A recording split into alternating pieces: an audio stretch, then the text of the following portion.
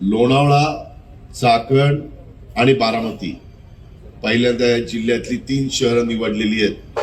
कचऱ्याच्या बद्दलची विल्हेवाट लावण्याच्या करता काही कोटी रुपयाचा कार्यक्रम आपण हातामध्ये घेतोय. त्यामध्ये स्थानिकांनी पण खूप मोठ्या प्रमाणावर मदत केली पाहिजे, कारण मी ज्यावेळेस भोसरी वरून इकडे येत असताना अनेक ठिकाणी रस्त्याच्या कडेला कचरा टाकलेला दिसतोय.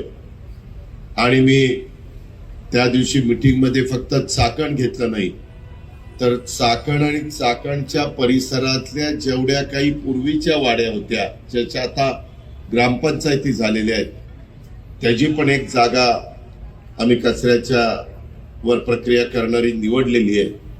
आणि नुसतं चाकण नाही तर ह्या आजूबाजूच्या पण भागाला त्याच्यामध्ये समाविष्ट केले. अशा प्रकारच्या स्पष्ट सूचना मी जिल्हाधिकारी डुडी आणि मुख्य कार्यकारी अधिकारी गजानन पाटील यांना दिल्या.